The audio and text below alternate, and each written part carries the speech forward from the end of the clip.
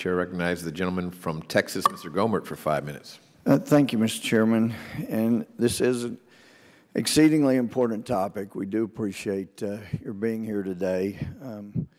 Obviously, the Justice Department's folks are busy doing something more important than having oversight. I wish that they didn't need it. All of these issues are deeply troubling, and I, like my friend, former Judge Ted Poe, a big believer in due process. We're talking about imminent attack as one of the issues, and we've had a lot of people that have brought up the issue of al-Aulaqi being killed in Yemen. But I think it's good to look what if scenarios before those scenarios actually happen.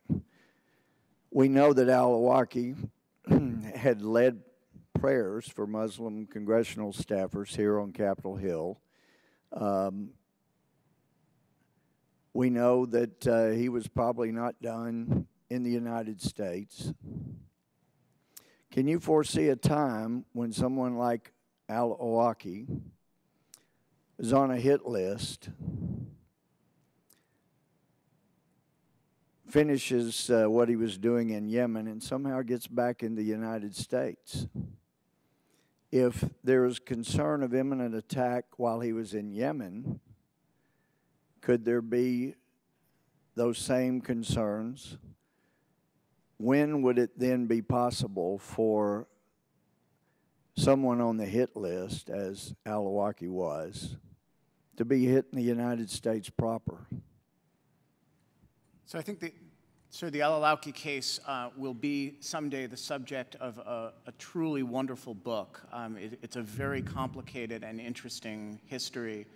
I think if Anwar al-Aulaqi had made it back to the United States, I don't think there is dispute among anybody I've ever spoken to that the proper way to handle him would have been for the FBI to arrest him and for him to be prosecuted in a U.S. federal court. But my question was not about what was proper. My question was about the possibility of someone on the hit list being found back in the United States, like al-Moody. al-Moody was arrested in 2002 at Dulles International Airport. He was arrested, as you talk about, but he had been very close to the Clinton administration, had worked with the Bush administration, and yet we find out actually he was involved in supporting terrorism internationally. And so he gets arrested, and now he's doing 23 years in prison. I'm asking, what could be the prospect that someone get back in the country, and from a political standpoint, their arrest could potentially, like al-Aulaqi, if he started talking about the people he worked with on Capitol Hill, the people that he had met with and worked with, it obviously would be very politically embarrassing. What if you have, hypothetically, someone who has been working closely with a president? We know we had a member of a known terrorist organization meeting in the White House last year, even though Secretary Napolitano, sitting where you are, could not answer that she even knew that was happening when it was in the papers. By the time she gets over to the Senate, she then says, oh, we checked, he was vetted 3 times.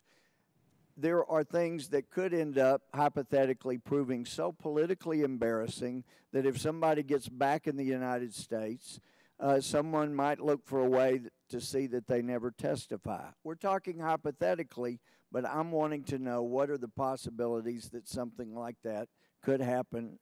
So that's my question. Sir, nothing in the administration's white paper, in the Attorney General's speech, would suggest that that would be lawful. And I would hope that any administration, Republican or Democrat, faced with such a situation would behave like patriots and would proceed according to the law and the Constitution. And I would hope that this committee, in the event that that did not happen, would consider it under its impeachment power. And then when no one from the Justice Department cared to participate, then what?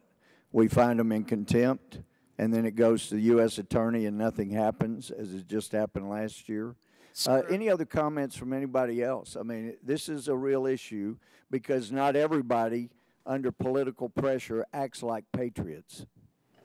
I can simply say that it's quite clear to me it would be unconstitutional to use lethal force against a person in that scenario precisely because capture would be feasible. He may still be part of an organization, may still be a senior leader in al-Qaeda, what have you.